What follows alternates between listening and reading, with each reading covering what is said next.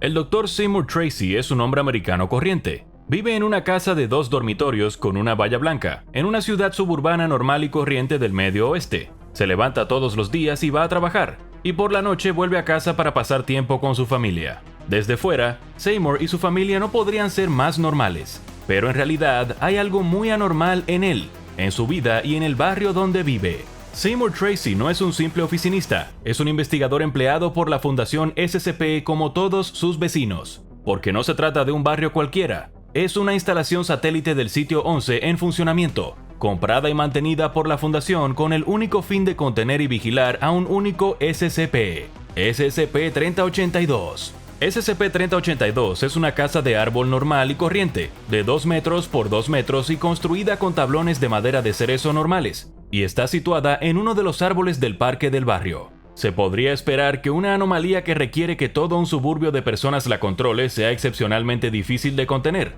pero la verdad es que el SCP-3082 es solo una anomalía de la clase Euclid, bastante dócil para los estándares de la Fundación.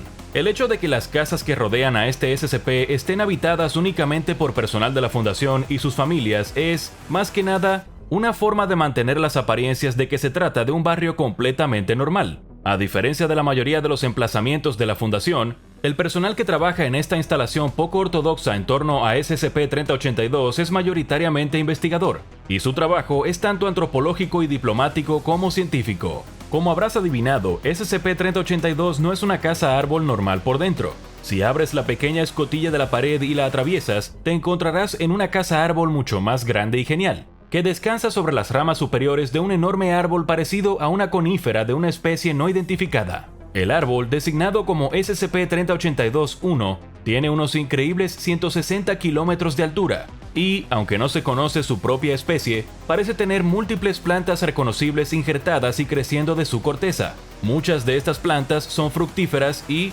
además de las plantas identificables, también hay una serie de flores parecidas a las plantas de jarra que recogen y retienen el agua fresca. Estas plantas sirven de sustento a los únicos habitantes conocidos de SCP-3082, una colonia de unos 74 niños, todos ellos con edades comprendidas entre los 4 y los 12 años. Estos niños viven en una aldea formada por otras casas árbol construidas entre las ramas del SCP-3082-1, y todos ellos coinciden con las descripciones de los niños de todo Estados Unidos que desaparecieron entre 1996 y la actualidad. Curiosamente, dentro de la dimensión de bolsillo de SCP-3082, los niños no envejecen físicamente, y mientras el personal de la Fundación puede moverse libremente de un lado a otro a través de la escotilla de la pared de SCP-3082, los niños menores de 13 años no pueden volver a cruzar una vez dentro de la dimensión de bolsillo. Es una anomalía muy extraordinaria, pero le tocó al muy ordinario Dr. Tracy establecer contacto con los residentes de SCP-3082. Al entrar, descubrió que los niños habían formado su propio sistema de gobierno, conocido como el Consejo Real Principal. El Dr. Tracy fue presentado a muchos de los miembros del consejo, incluyendo a Wexley Olson, de 6 años, miembro del Consejo Junior, Lucy Fujimoto, de 7 años, que había asumido el papel de planificadora de la ciudad y gestora de recursos, Ahmed Sayid, de 11 años, que actuaba como cuidador de los ciudadanos más jóvenes de SCP-3082, y Rachel Jeffries, de 10 años, que actuaba como mediadora del consejo. A través de las entrevistas con los sujetos, el Dr. Tracy descubrió que los 74 niños informaron de que se habían despertado en el porche de una casa en el árbol tras huir de hogares problemáticos. La mayoría de los miembros del consejo habían desaparecido en 1996, excepto Olson, que desapareció en 2005. Los residentes más antiguos afirman que algunas de las casas de árbol que conforman lo que ahora es su pueblo ya estaban allí cuando descubrieron la dimensión de bolsillo. También preexistía en la dimensión de bolsillo la líder original del Consejo Real Principal, una niña de 12 años de Ohio llamada Aria Morrison. La fundación estaba ansiosa por hablar con Morrison, ya que al parecer fue la primera niña que descubrió el SCP-3082, pero cuando el Dr. Tracy preguntó a los demás niños dónde estaba, le dijeron que no lo sabían. Según Sayid y Jeffries, Morrison abandonó la colonia 5 meses antes de la llegada de la fundación. No estaba claro a dónde podía haber ido, ya que la exploración con drones realizada por la fundación reveló que el SCP-3082-1 era el único ser vivo grande en kilómetros dentro de la dimensión de bolsillo. Mientras que el árbol prosperaba, la zona circundante era mayoritariamente plana, decadente y estéril. La investigación posterior de la historia de Morrison mostró que su hermana menor, Jacqueline Morrison, también había desaparecido la misma noche, pero no había pruebas de que Jacqueline hubiera entrado en el SCP-3082. La fundación continuó sus investigaciones sobre la biología del SCP-3082-1, al tiempo que mantenía relaciones diplomáticas con los ciudadanos de la dimensión de bolsillo. Aprovechando que los adultos podían entrar y salir libremente de la escotilla, la fundación empezó a trabajar con el jefe del Consejo Real para mejorar los límites de peso del sistema de puentes de cuerda de la aldea,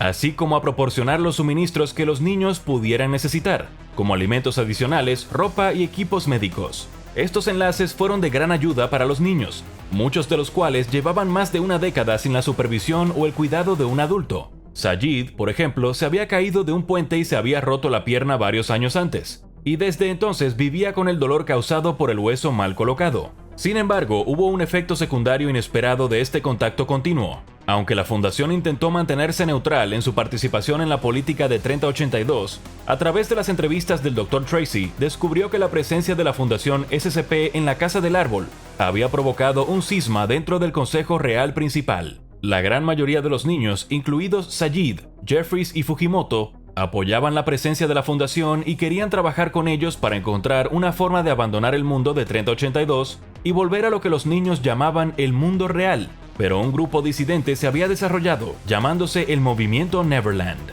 El Movimiento Neverland estaba enfadado por la interferencia de la fundación y pretendía resistir cualquier intento de devolver a los niños a la civilización. Olson se había convertido en el líder de facto del grupo disidente y no ocultaba su opinión sobre la fundación. Insultó a Tracy durante las entrevistas y se enfrentó con frecuencia al resto del consejo, especialmente a Fujimoto. En un momento dado, Tracy escuchó a los dos peleando, con Olson argumentando que Neverland les da todo lo que necesitan sin que ningún adulto les diga lo que tienen que hacer, y que serían estúpidos si renunciasen a ello. A lo que Fujimoto respondió: "Estuve aquí cuando todavía estábamos construyendo la aldea. Estuve aquí antes de que tuviéramos redes de seguridad, escaleras y vallas, y antes de que descubriéramos cómo construir una casa en un árbol que no se derrumbara si alguien se apoyaba en una pared mala. Estaba aquí antes de que supiéramos dónde había más comida si la necesitábamos. ¿Cuándo llegaste aquí? Después de que supiéramos lo que estábamos haciendo". Al escuchar la conversación, la doctora Tracy oyó que los niños volvían a referirse a Aria Morrison de un modo que sugería que ella tenía algún tipo de control sobre el entorno. En referencia al incidente en el que Sajid se había roto la pierna, Fujimoto dijo: "María no le arregló la pierna bien y este lugar tampoco lo hizo. Aria rezó. ¿Y sabes qué pasó? Nada". A partir de este comentario, la fundación comenzó a teorizar que Aria había participado de algún modo en la creación del SCP-3082, y Aria fue designada oficialmente como SCP-3082-2. Una mañana, cuando el Dr. Tracy entró en la Casa del Árbol y atravesó la escotilla para realizar más entrevistas, fue recibido por Olson, que en ese momento era el único niño en la casa principal del árbol. Tracy le preguntó qué pasaba y Olson le explicó que el árbol había empezado a cambiar.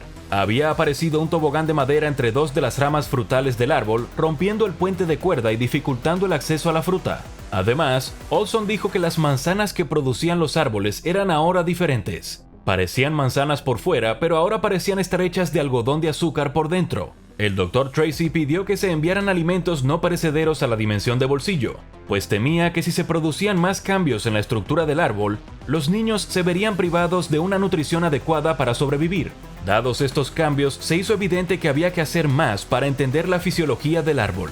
Se envió un dron de exploración a la dimensión, con cámaras y sensores que recogían datos sobre las partes inferiores del árbol que los niños no habían colonizado. La expedición continuó con normalidad, hasta que los operadores del dron detectaron un hueco en el árbol que aún no había sido documentado. Las cámaras detectaron movimiento en el interior de la cavidad, y, al inspeccionarla más de cerca, los operadores se sorprendieron al ver que se trataba de una persona. Más concretamente, se trataba de Aria Morrison. Sin embargo, las cámaras apenas pudieron confirmar su identidad, ya que el dron fue derribado por la caída de una sandía y la señal se cortó. Sin embargo, antes de que se aprobara la solicitud de un dron de sustitución, el dron roto empezó a transmitir de nuevo. Frente a la cámara estaba Morrison agarrando un rollo de cinta adhesiva. Explicó a la cámara que había recableado el dron para reanudar la alimentación de la cámara y que había retirado algunas de las aspas del ventilador del dron. Mediante un sistema en el que los operadores del dron hacían girar las aspas restantes una vez para el sí y dos veces para el no,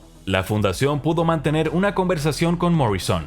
confirmó gran parte de la información que la fundación ya tenía sobre ella, que era de Ohio y que ella y su hermana Jacqueline habían desaparecido en 1996. Durante la conversación, Morrison escribió un sistema similar al código Morse para comunicar preguntas y respuestas más complejas. Y con la ayuda de este código Morrison, la fundación pudo realizar una serie de entrevistas más profundas con el sujeto. La primera entrevista tuvo lugar 44 horas después de establecer el primer contacto, y los operadores de los drones le explicaron la naturaleza de la fundación SCP en términos básicos. Le aseguraron que los demás niños seguían a salvo en el pueblo, pero Morrison no ofreció más información sobre sí misma.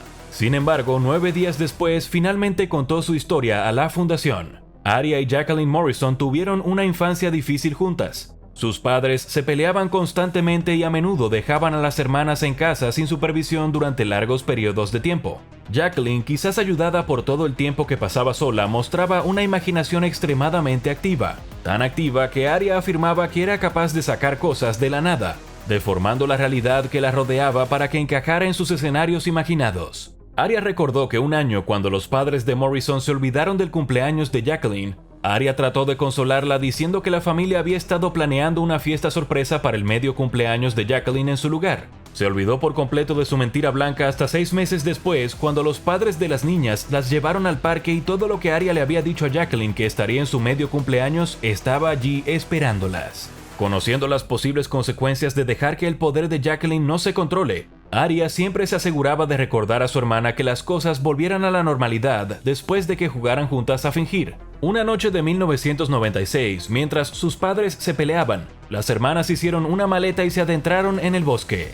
Después de una media hora se dieron la vuelta, pero siguieron caminando, con tanto miedo de lo que les pasaría si volvían a casa como de estar perdidas en el bosque. Aria perdió la vista de Jacqueline por un momento y de repente se encontró de pie en el porche de SCP-3082. Al no poder encontrar a Jacqueline en ningún sitio, Aria buscó en la casa del árbol, y en el proceso quedó atrapada en la dimensión de bolsillo de SCP-3082. La casa del árbol dentro de la dimensión de bolsillo aparecía exactamente igual que ahora, pero el resto del árbol carecía de vida. Asustada, sola y sin agua, Aria se sentó en la casa del árbol, y, fingiendo que su hermana estaba con ella, empezó a contar un cuento para dormir sobre árboles frutales y jarras de agua fresca. Al día siguiente se despertó y encontró un sistema de puentes de cuerda y una arboleda en la que los árboles frutales y las plantas de jarra de SCP-3082-1 habían brotado durante la noche. Aria descubrió que, cuando estaba de humor para dar, el árbol respondía a cualquier petición que le hiciera.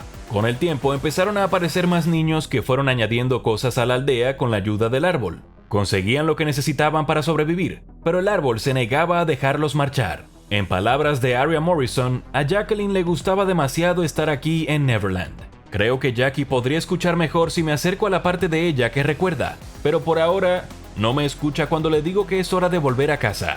Los árboles no piensan como la gente, y así los niños siguen viviendo en el mundo de SCP-3082 hasta el día de hoy, mientras todo un pueblo de personal de la Fundación SCP trabaja para traerlos de vuelta. Y, con suerte, si son capaces de volver al mundo real, descubrirán que es el mundo que se merecen. Ahora ve a ver SCP-087, el pozo de las escaleras, y SCP-096, el tipo tímido, para más. Y no olvides suscribirte y activar las notificaciones para ser el primero en conocer los fascinantes archivos de la Fundación SCP.